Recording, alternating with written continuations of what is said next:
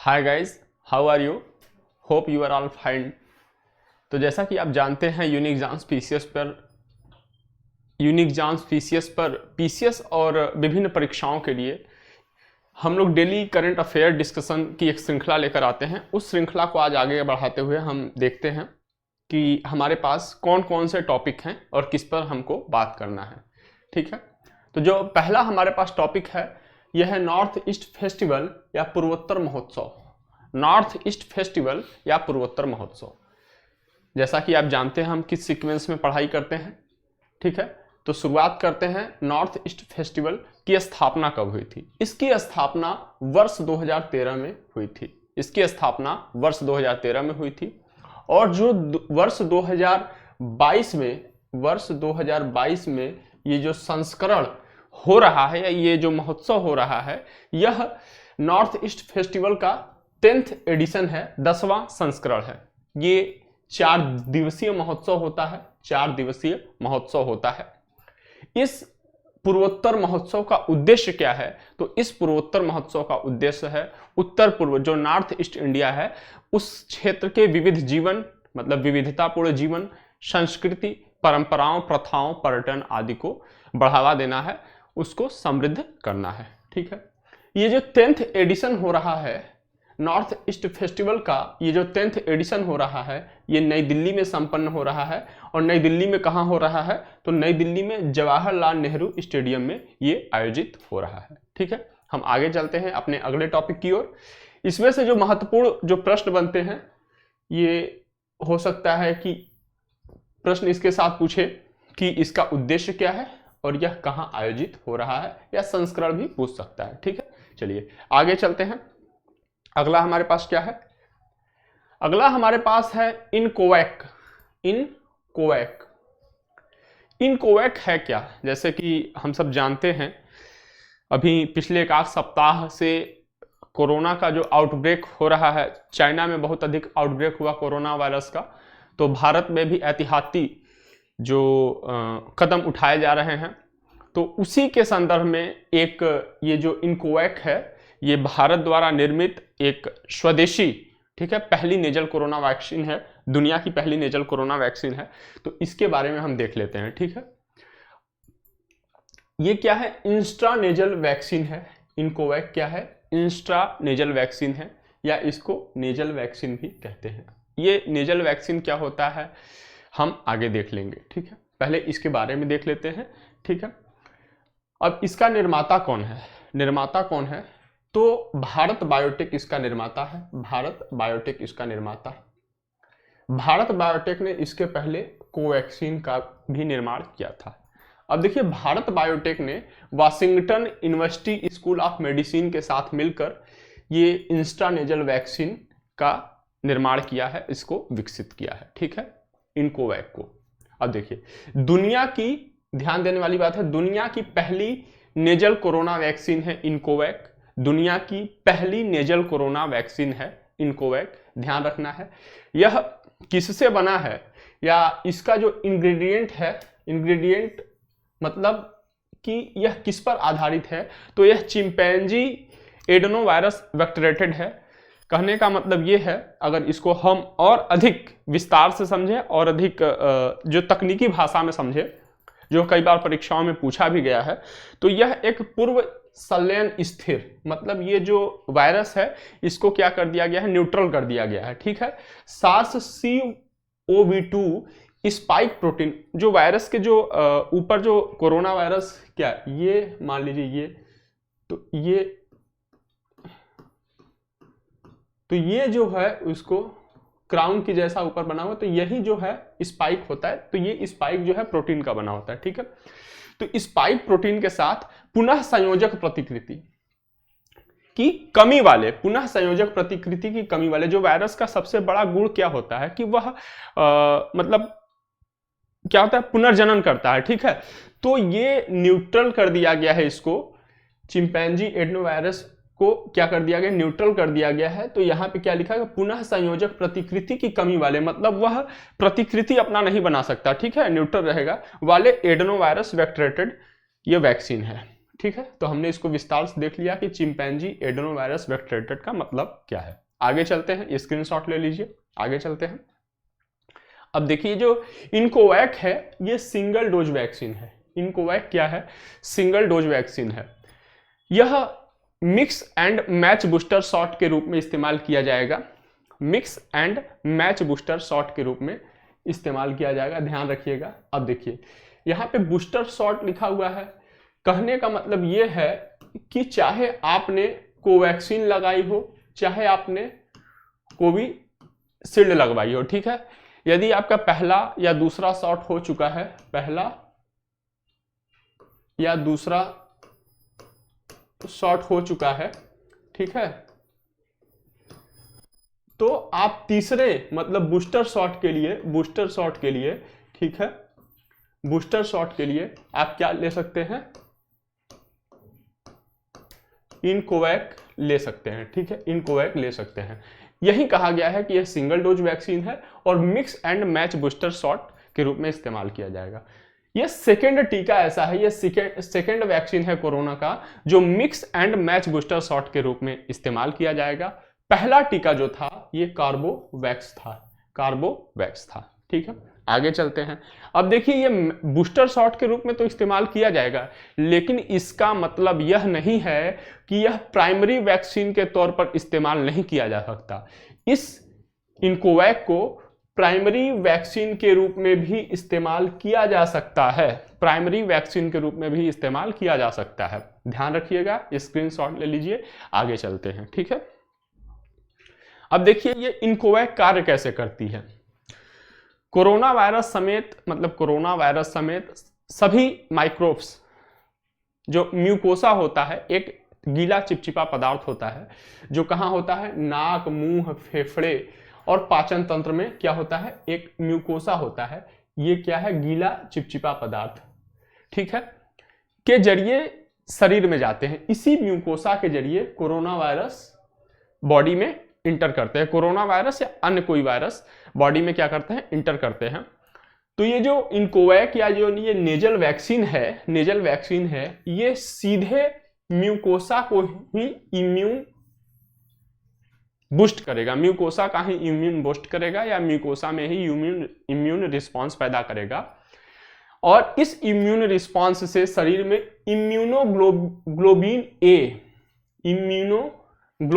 ए produce होगा, जो infection को, कोरोना वायरस या किसी भी माइक्रोब्स के इन्फेक्शन को अर्ली स्टेज में रोकने में कारगर सिद्ध होगा, ठीक है। तो यह ध्यान देना है, स्क्रीनशॉट आप ले लीजिएगा, ठीक है। अब देखिए जो इनकोवैक है, इसका सबसे खास बात यह है कि यह न केवल कोरोना के इन्फेक्शन को रोकेगा, न केवल कोरोना वायरस के इन्फेक्शन को रोकेगा, बल्कि उसके ट्रांसमिशन या स्थानांतरण को भी रोकेगा, उसके संक्रमण को भी रोकेगा, ठीक है। चलिए आगे चलते हैं हम लोग, स्क्रीनशॉट ले लीजिए, आगे चलते हैं। अब देखिए इसका तरीका क्या है। जैसा कि मैंने बताया कि ये इंट्रानेजल वैक्सीन है, तो इसका तरीका क्या है? म्यूकोसल लाइनिंग मैंने अभी बताया था कि उसी के जरिए इंटर करते हैं। तो म्यूकोसल लाइनिंग यह इसको उचित रूप से अच्छे तरीके से इसको क्या कर सके? अवशोषित कर सके, यह इंट्रानेजल वैक्सीन इनकोवैक को। तो इसके लिए क्या करता है कि सिर को हल्का ऐसे पीछे करके ये जो दोनों नोस्ट्रिल हैं, इनमें 30-30 सेकेंड के अंतराल पर 2-2 बूंद डालना है, मतलब कुल 4 बूंद डालना है। इस नोस्ट्रिल में 2 बूंद और इस नोस्ट्रिल में 2 बूंद, और दोनों के बीच क्या होना चाहिए? 30 सेकेंड का अंतराल होना चाहिए, ठीक है। तो ये है इसका तरीका। कितना बूंद यूज किया जाएगा? टोटल 4 बूंद यूज किया जाएगा, ठीक है। अब देखिए जैसा कि मैंने बताया था कि इंट्रानेजल वैक्सीन क्या होती है, हम लोग पीछे देखेंगे। तो अभी हम लोग देख लेते हैं, क्योंकि अभी हम लोग यहाँ पे क्या बोल रहे हैं, इंट्रामस्कुलर वैक्सीन का भी क्या होती है वह भी देखेंगे। देखिए वैक्सीन 2 प्रकार की होती है, एक होती है इंट्रानेजल वैक्सीन, दूसरा क्या होता है? Intramuscular vaccine. तो इंट्रामस्कुलर वैक्सीन वो होता है जो हमें इंजेक्शन के रूप में मांसपेशियों में दिया जाता है। जैसे हम लोग जैसे टिटनेस का सुई लगाते हैं, या फिर जब हम लोगों को BCG का टीका लगा होता है, तो हमको क्या होता है? वो इंट्रामस्कुलर वैक्सीन है, क्योंकि क्या होता है? वो इंजेक्शन के रूप में दिया जाता है। लेकिन इंस्ट्रानेजल वैक्सीन क्या होता है, इसे इंजेक्शन के रूप में नहीं दिया जाता। जैसे पोलियो के ड्रॉप होते हैं ना, तो वो हम लोग मुंह में लेते हैं, ठीक है, उसी तरीके से ये जो इंस्ट्रानोजल वैक्सीन है यह नाक में लिया जाएगा ड्रॉप के रूप में, ठीक है। चलिए आगे चलते हैं। अब देखिए अगला जो टॉपिक है हमारे पास, स्टार्टअप 20 एंगेजमेंट ग्रुप। ये है क्या? जैसा कि आप भी खबरों में देख रहे होंगे और हम लोग भी लगातार चर्चा किए जा रहे हैं कि भारत के पास 1 दिसंबर 2022 से लेकर के 30 नवंबर 2023 तक के लिए G20 की अध्यक्षता का बागडोर है। तो उसी के अंतर्गत कई एंगेजमेंट ग्रुप है। एंगेजमेंट ग्रुप मतलब क्या? संबद्ध समूह है G20 से, ठीक है। तो जैसा कि मैंने कुछ एंगेजमेंट ग्रुप की चर्चा करी थी आपसे, जैसे Y20 की चर्चा करी थी, ठीक है, W20 की चर्चा करी थी, यूथ 20, विमेन 20, ठीक है, U20 की चर्चा करी थी, अर्बन 20, ठीक है। इसी तरीके से एक और ग्रुप बनाया गया है, इसी तरीके से एक और ग्रुप बनाया गया है स्टार्टअप 20। अब देखिए ये नया ग्रुप है, ये क्या है? नया ग्रुप है। इसी तरीके से कुल जो G20 से संबंध एंगेजमेंट ग्रुप है उनकी संख्या कुल 11 है। अभी हाल ही में एक जैव संरक्षण के लिए बनाया गया है, उसको लेकर के 12 हो जाता है, ठीक है। जैव संरक्षण के बारे में हम कल विस्तार से देखेंगे। अब देखिए स्टार्टअप 20 एंगेजमेंट ग्रुप ये है क्या? इसकी स्थापना सबसे पहले हम देख लेते हैं। तो भारत की G20 अध्यक्षता के तहत यह स्थापित होगा। स्थापित कब होगा? भारत की G20 अध्यक्षता के तहत यह स्थापित होगा। इसका उद्देश्य क्या है? स्टार्टअप 20 का उद्देश्य क्या है? तो नवाचारों को बढ़ावा देना, नवाचार इनोवेशन को बढ़ावा देना और बदलते वैश्विक परिदृश्य में जो स्टार्टअप्स की भूमिका है उसको मान्यता दिलाना, ठीक है। स्टार्टअप्स की भूमिका को मान्यता दिलाना। अब स्टार्टअप्स की बात हो रही है, अब क्या है? स्टार्टअप्स की बात हो रही है। तो भारत जो है स्टार्टअप के लिए हॉट स्पॉट है। भारत क्या है? स्टार्टअप के लिए एक हॉट स्पॉट है। इसका मतलब क्या है? इस शब्द का मतलब क्या है, या इस सेंटेंस, इस वाक्य का मतलब क्या है? इस वाक्य का मतलब है कि जो भारत है, भारतीय अर्थव्यवस्था स्टार्टअप के इकोसिस्टम के लिए जो यूनिकॉर्न होते हैं उनके लिहाज से दुनिया में तीसरा सबसे बड़ा देश है। तीसरा सबसे बड़ा देश है, ठीक है। जैसा कि मैंने यहाँ पे लिखा है, तीसरा सबसे बड़ा देश है। अब बात करते हैं यूनिकॉर्न क्या होता है। यूनिकॉर्न क्या होता है? तो यूनिकॉर्न उन दुर्लभ स्टार्टअप्स को कहते हैं जो $1 बिलियन से अधिक का मूल्यांकन प्राप्त कर लेता है और जिनकी वैल्यू $1 बिलियन से अधिक हो जाती है, ठीक है। उनको क्या कहते हैं? उन यूनिकॉर्न को क्या कहते हैं? उन स्टार्टअप को क्या कहते हैं? यूनिकॉर्न कहते हैं। चलिए आगे देखते हैं। अब देखिए जैसा कि मैंने पहले भी बताया था कि एंगेजमेंट ग्रुप क्या होता है। तो G20 से संबद्ध विशेष समूह होते हैं जिनमें प्रत्येक G20 सदस्य देश के गैर सरकारी प्रतिभागी शामिल होते हैं। ध्यान देना है, ये जो एंगेजमेंट ग्रुप होते हैं इनमें क्या होते हैं? नॉन गवर्नमेंटल पर्सनल शामिल होते हैं, गैर सरकारी प्रतिभागी शामिल होते हैं प्रत्येक G20 सदस्य देश के, ठीक है। ये प्रतिभागी G20 के जो नेता होते हैं उनको अपनी सिफारिशें प्रस्तुत करते हैं और G20 से संबंधित प्रमुख नीति निर्माण की प्रक्रिया में अपना योगदान देते हैं, ठीक है, अपने अपने संबद्ध समूह से संबंधित। अब देखिए startup 20 engagement group, startup 20 engagement group सहित G20 में कुल, अब देखिए यहां पे मैंने 11 लिखा है चूंकि ये पीपीटी पहले बन चुका था, ठीक है। न्यूज ये है कि अब 12 हो गए हैं, अब 12 हो गए हैं, ठीक है। 12वां क्या है मैं आपको कल बता दूंगा। वो जैव विविधता से या जैव संरक्षण से संबंधित है, जो इस समय पर्यावरण संरक्षण से संबंधित है, उसकी भी स्थापना भारत में की जा रही है। जैसे स्टार्टअप 20 की स्थापना भारत में की जा रही है, भारत की अध्यक्षता के अंतर्गत, ठीक है। तो कुल 12 एंगेजमेंट ग्रुप है। इनके नाम क्या क्या हैं? देखिए बिजनेस 20, सिविल 20, श्रम 20, संसद 20, विज्ञान 20, थिंक 20, अर्बन 20, वुमेन 20, यूथ 20 और सुप्रीम ऑडिट इंस्टीट्यूशन 20, ठीक है। इनका नाम पढ़ना कम से कम, याद रखना तो नहीं, कम से कम जानना इसलिए आवश्यक है कि परीक्षा में पूछ सकता है कि यह किससे संबंधित है। अभी आपसे पूछ दे कि संसद 20 किससे संबंधित है, तो जब आप ये जानते रहेंगे कि ये G20 का एक एंगेजमेंट ग्रुप है, तब आप सही इसका उत्तर चयन कर पाएंगे। नहीं तो उसमें 3 और विकल्प दिए रहते हैं, तो आप उसमें से किसी और को भी चुन सकते हैं, या तुक्का लग गया तो लग गया। ठीक है, तो जानना जरूरी है, इसलिए मैंने यहाँ पे दे दिया। 12वां का मैं कल बता दूंगा। ठीक है, चलिए आगे चलते हैं। अब देखिए, जो ये है सुप्रीम ऑडिट इंस्टीट्यूशन 20 सॉरी, इसकी स्थापना जो हुई थी वर्ष 2022 में, जब इंडोनेशिया की अध्यक्षता में G20 की बैठकें चल रही थी। अब आप समझेंगे कि अरे 2022 में तो भारत को मिला हुआ है, तो इंडोनेशिया कैसे हो गया। देखिए, एक एक वर्ष के लिए मिलता है। ठीक है, तो वर्ष 2021 से लेके वर्ष 1 दिसंबर 2021 से लेके 30 नवंबर 2022 तक इंडोनेशिया के पास G20 की अध्यक्षता थी, और 1 दिसंबर 2022 से लेकर 30 नवंबर 2023 तक के लिए भारत के पास G20 की अध्यक्षता है। तो उसी अध्यक्षता के दौरान, जब इंडोनेशिया के पास इसकी G20 की अध्यक्षता थी, तो उसी दौरान supreme audit institution 20 engagement group की स्थापना की गई थी। अब देखिए, इसका कार्य क्या है, क्योंकि प्रत्येक ग्रुप का कोई ना कोई कार्य है। ठीक है, तो इसका कार्य क्या है?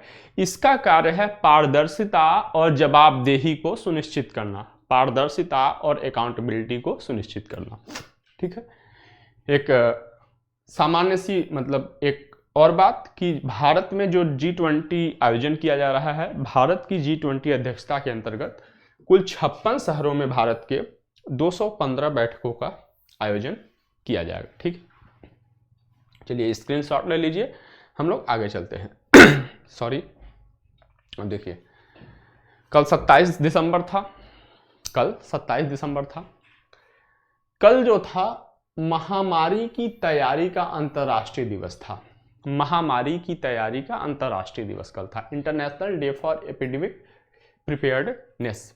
ठीक है, अब इसकी शुरुआत कब हुई थी, इसका प्रारंभ कब हुआ था? तो इसकी शुरुआत जो हुई थी वर्ष 2020 में 27 दिसंबर से करी गई। वर्ष 2020 में 27 दिसंबर से करी गई। इसको घोषित किसने किया कि 27 दिसंबर प्रत्येक वर्ष महामारी की तैयारी का अंतर्राष्ट्रीय दिवस के रूप में मनाया जाएगा या स्वीकार किया जाएगा? तो इसको घोषित किसने किया? इसको घोषित किया संयुक्त राष्ट्र संघ और विश्व स्वास्थ्य संगठन ने, UN and WHO, world health organisation. अब देखिए, जो महामारी की तैयारी का अंतर्राष्ट्रीय दिवस है, इसका उद्देश्य क्या है? इसका उद्देश्य है कि महामारी की प्रतिक्रिया, महामारी को प्रतिक्रिया करने मतलब महामारी से बचने के लिए सूचनाओं के आदान प्रदान को सुविधाजनक बनाना, वैज्ञानिक ज्ञान का प्रसार करना और अंतर्राष्ट्रीय स्तर पर सर्वोत्तम प्रथाओं के आदान प्रदान को सुनिश्चित करना। मतलब जो भी वैज्ञानिक ज्ञान है, उससे संबंधित जो भी सूचना है या किस तरीके से तकनीक है, उसका आदान प्रदान करना। ठीक है, अब देखिए, अब महामारी में प्रश्न बहुत सामान्य सी बात है कि कई बार परीक्षाओं में क्या होता है, जब हम लोग यूपीएससी का पेपर देने जाते हैं, IAS के लिए यूपीएससी का जब हम लोग पेपर देने जाते हैं, तो कोई भी व्यक्ति न्यू एस्पिरेंट सामान्यतः 35 प्रश्न तो कर ही लेता है, 100 में से 35 प्रश्न कर ही लेता है। ठीक है, लेकिन क्वालिफाई करने के लिए लगभग हमको जो है कि 50 प्रश्न, 46 से 50 प्रश्न तक यदि हमारे सही है, अगर हम लोग ज्यादा कर रहे हैं तो कम से कम इतने तो हमारे एक्यूरेट, इतने के नंबर हमें मिलने चाहिए। ठीक है, तो हम लोग कर ले। लेकिन उसमें कई बार क्या होता है, जो गलत होता है ना, वो बहुत सामान्य सेंटेंस होते हैं, सामान्य जानकारियां होती हैं। ठीक है, तो उसी सामान्य जानकारी के अंतर्गत एक जानकारी और कि जो महामारी होता है, इसमें जो ज्यादातर संक्रामक रोग शामिल हैं, ध्यान रखिएगा, महामारियों में ज्यादातर संक्रामक रोग शामिल हैं। ठीक है, चलिए आगे चलते हैं। अगला टॉपिक हमारे पास क्या है? अगला टॉपिक हमारे पास एक और वैक्सीन से संबंधित है, सर्वैक वैक्सीन। अब ये सर्वैक वैक्सीन है क्या, किससे संबंधित है? ठीक है, तो ये सर्वाइकल कैंसर के लिए वैक्सीन है, ध्यान देना है, सर्वाइकल कैंसर के लिए ये वैक्सीन है। और ये इस वैक्सीन को QHPV भी कहते हैं। QHPV का मतलब क्या है? Quadrivalent human papilloma virus vaccine. ठीक है, यह भारत का पहला QHPV है, भारत का पहला QHPV है। ठीक है, पहला वैक्सीन है सर्वाइकल कैंसर के लिए, भारत का पहला वैक्सीन है, ध्यान रखना है।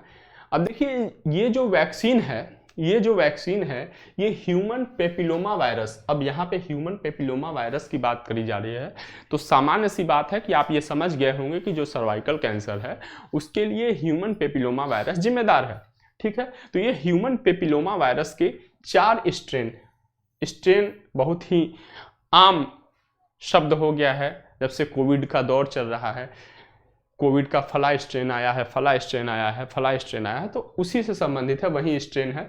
यह ह्यूमन पेपिलोमा वायरस के 4 स्ट्रेन कौन कौन से? टाइप 6, टाइप 11, टाइप 16 और टाइप 18 के खिलाफ प्रभावी है। ठीक है, यह इन 4 स्ट्रेन को क्या करेगा? टैकल करेगा सर्वैक वैक्सीन। ठीक है, अब देखिए यह एक चतुःसंयोजक वैक्सीन है, चतुःसंयोजक वैक्सीन है। कहने का मतलब यह है कि यह 4 अलग अलग एंटीजन के खिलाफ प्रतिक्रिया करती है, प्रतिरक्षा प्रदान करती है शरीर को। ठीक है, अब जो सर्वैक है यह हेपेटाइटिस बी जो टीका है, हेपेटाइटिस बी का जो टीका है वह वायरस लाइक पार्टिकल्स पर आधारित है। वायरस लाइक पार्टिकल्स, तो वायरस लाइक पार्टिकल्स पर आधारित है। ठीक है, तो इसी तकनीक पर कौन? हेपेटाइटिस बी का टीका है, और इसी तकनीक पर कौन है? सर्वैक भी इसी तकनीक पर बना हुआ है। तो याद रखना है कौन सा पार्टिकल्स? VLP मतलब वायरस लाइक पार्टिकल्स पर यह टीका आधारित है। चलिए आगे चलते हैं। अब देखिए टीका की प्रभावकारिता जो सर्वाइकल वैक्सीन के लिए सर्वाइकल कैंसर के लिए ये जो टीका बनाया गया है सर्वैक, इसकी प्रभावकारिता तब अधिक होती है जब इसे यौन संबंधों से पहले इंजेक्ट किया जाता है। ठीक है, अब देखिए सर्वाइकल कैंसर के कुछ डाटा हैं, देख लेते हैं। सर्वाइकल कैंसर के लगभग सभी मामले मतलब लगभग 99% वाले क्या होते हैं? उच्च जोखिम वाले ह्यूमन पेपिलोमा वायरस संक्रमण से जुड़े होते हैं। यह वायरस जो है, ह्यूमन पेपिलोमा वायरस संक्रमण जो है, यौन संपर्क के माध्यम से प्रसारित होने वाला वायरस है।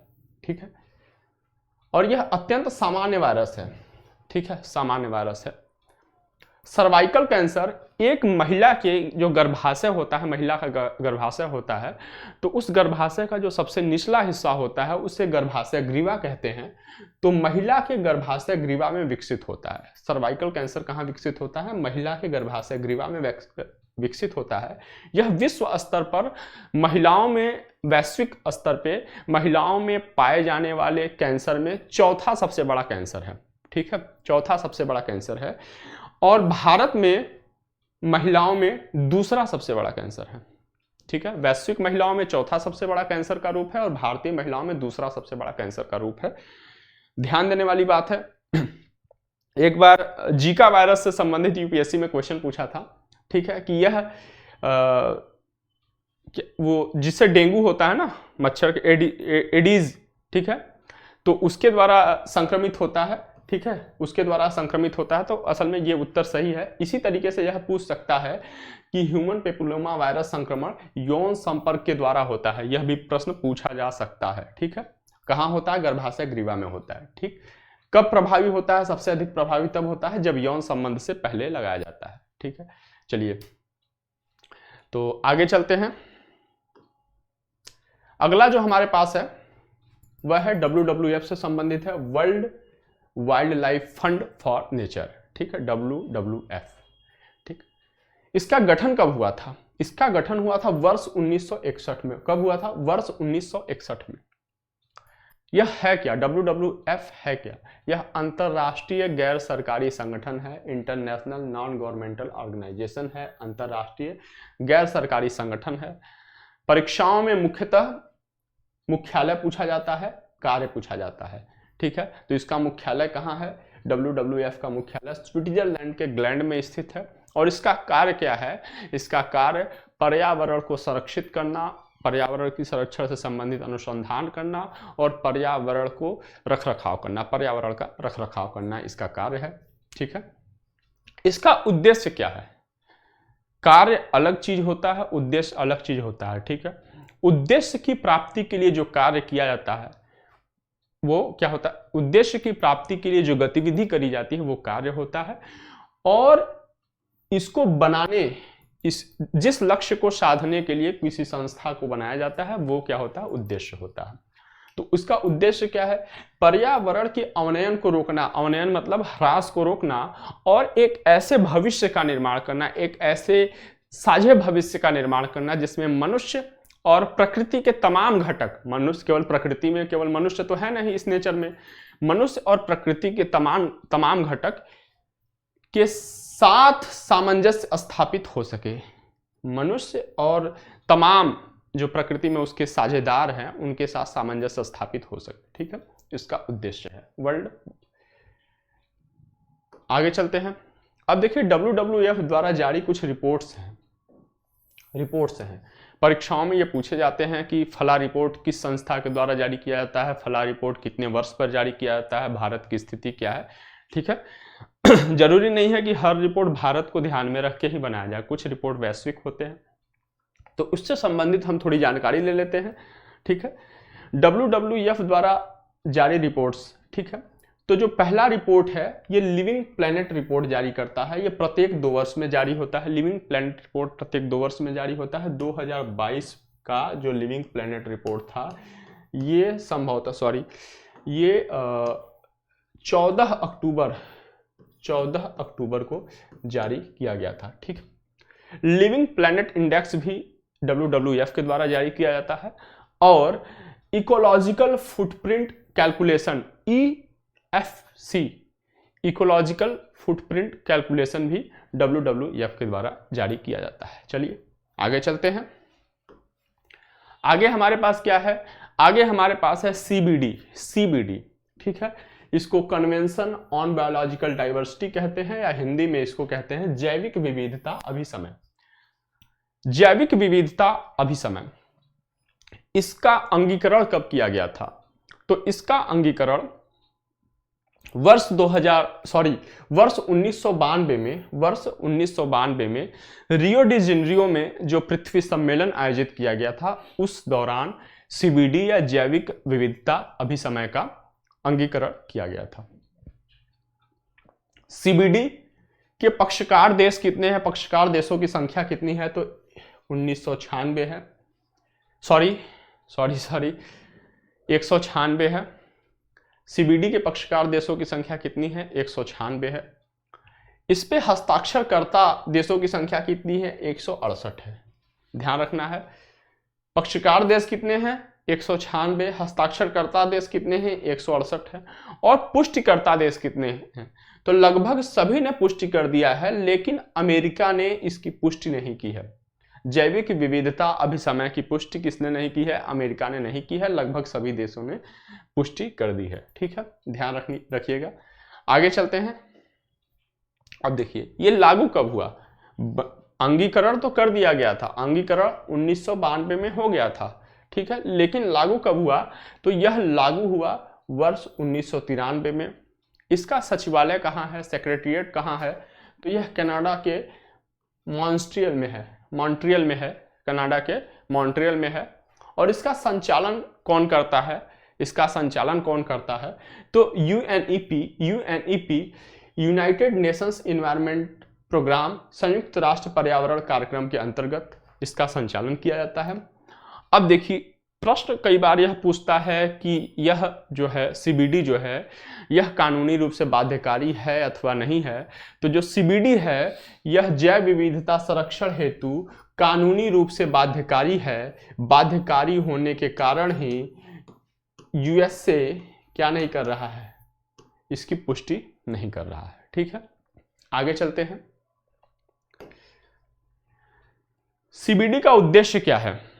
सीबीडी का उद्देश्य क्या है? सीबीडी का उद्देश्य है जैव विविधता का संरक्षण करना, जैविक विविधता के घटकों का सतत उपयोग करना और आनुवंशिक संसाधनों के उपयोग से होने वाले लाभों का उचित और न्यायसंगत वितरण करना, ताकि प्रकृति के जितने भी साझे अस्तित्व वाले घटक हैं, इस जैव विविधता का लाभ उन तक पहुंच सके। ठीक है, चलिए अब देख लेते हैं। तमाम कई बार हम देखते हैं कॉप काफ फला, ठीक है, कॉप 15, कॉप 16, इस टाइप से हम लोग सुनते रहते हैं। तो कॉप को कहते क्या है? कॉप को कहते हैं कॉन्फ्रेंस ऑफ पार्टीज, उसको क्या कहते हैं? कॉप कहते हैं। अब ये कॉप है क्या? जैविक विविधता अभिसमय, मतलब सीबीडी के अंतर्गत, सीबीडी के तहत जो पार्टीज हैं, पार्टीज मतलब जो इनको हस्ताक्षरित जिन्होंने किया है, जिन्होंने इसकी पुष्टि करी है, ठीक है, जो ये देश होते हैं, ये जो पार्टीज होती हैं, तो एक नियमित अंतराल पे विचार करने के लिए जो बैठक होता है, जो उनका सम्मेलन होता है, उसी को क्या कहते हैं? कॉप कहते हैं, कॉन्फ्रेंस ऑफ पार्टीज कहते हैं। चलिए आगे चलते हैं। अगला हमारे पास क्या है? अगला है हमारे पास कार्टेजेना प्रोटोकॉल। अब देखिए कार्टेजेना प्रोटोकॉल ये सीबीडी के ही अंतर्गत है। ठीक है, चूंकि सीबीडी हम देख रहे थे इसलिए कार्टेजेना प्रोटोकॉल देख लेते हैं, इसके बाद हम नागोया प्रोटोकॉल देखेंगे। ये इसलिए महत्वपूर्ण है क्योंकि परीक्षाओं में, लगभग सभी परीक्षाओं में यहाँ से प्रश्न बनते हैं और निश्चित तौर पर बनते हैं। ठीक है, तो देख लेते हैं कार्टेजेना प्रोटोकॉल। तो सीबीडी के अंतर्गत जैव सुरक्षा पर एक पूरक समझौता है। ध्यान रखिएगा, सीबीडी के अंतर्गत जैव सुरक्षा पर एक पूरक समझौता है। ठीक है, स्वीकार कब किया गया? तो वर्ष 2000 में इसको स्वीकार किया गया, स्वीकार वर्ष 2000 में किया गया, और लागू कब किया गया? 11 सितंबर 2003 को यह लागू किया गया, कार्टेजेना प्रोटोकॉल। अब देखिए इसका उद्देश्य क्या है? इसका उद्देश्य है आधुनिक जैव प्रौद्योगिकी के परिणाम स्वरूप, आधुनिक जैव प्रौद्योगिकी के परिणाम स्वरूप जो संशोधित जीवित जीवों के द्वारा उत्पन्न संभावित जोखिमों से जैविक विविधता की रक्षा करना, इसका क्या है? यही उद्देश्य है। ठीक है, आगे चलते हैं। अब हमारे पास है नागोया प्रोटोकॉल। नागोया प्रोटोकॉल यह भी सीबीडी के अंतर्गत है, ध्यान रखना है, यह भी सीबीडी के अंतर्गत है। ठीक है, इसको स्वीकार कब किया गया? इसको स्वीकार किया गया वर्ष 2010 में। कई बार ऐसा हो जाता है कि कुछ प्रोटोकॉल दे देता है और एक तरफ उनके दे देते हैं स्थापना या लागू किए गए वर्ष दे देते हैं, फिर उसके बाद दे देता है कि मिलान करिए। एक तरीका यह है प्रश्न पूछने का। दूसरा तरीका यह होता है कि ये प्रोटोकॉल्स के नाम दे देते हैं, फिर पूछ देता है कि कालानुक्रमिक रूप से इसके बढ़ते मतलब आरोही क्रम में, कालानुक्रमिक रूप में इसको सजाइए। तो इस तरीके से भी प्रश्न पूछ सकता है। तो इसे स्वीकार किया गया या लागू किया गया वर्ष हमें जानना आवश्यक है। तो नागोया प्रोटोकॉल जब स्वीकार किया गया वर्ष 2010 में, कहाँ स्वीकार किया गया? जापान के नागोया शहर में। नागोया प्रोटोकॉल का उद्देश्य क्या है? देखिए हर प्रोटोकॉल का उद्देश्य अलग अलग होता है। ठीक है, जैसे क्वेटो है, नागोया है, इसके पहले हमने कार्टेजेना देखा। तो हर प्रोटोकॉल का अलग अलग उद्देश्य होता है, अलग अलग लागू किए जाने का वर्ष होता है, तो वो हमको देखना है। ठीक है, उद्देश्य क्या है? तो सीबीडी के अंतर्गत जैविक विविधता अभिसमय के अंतर्गत आनुवंशिक संसाधनों तक पहुंच और उनके द्वारा उपयोग से प्राप्त लाभों के उचित और न्याय संगत साझाकरण को सुनिश्चित करना। जो आनुवंशिक संसाधनों तक सबकी पहुंच सुनिश्चित करना और उसके उपयोग से, आनुवंशिक संसाधनों के उपयोग से जो लाभ प्राप्त हो रहा है उसका उचित न्याय संगत वितरण करना इसका उद्देश्य है। ठीक है, तो इसी के साथ आज की हमारी यह श्रृंखला समाप्त होती है और हम कल कुछ नए विषय वस्तुओं के साथ फिर आपके सामने आएंगे। तब तक के लिए जय हिंद, जय भारत।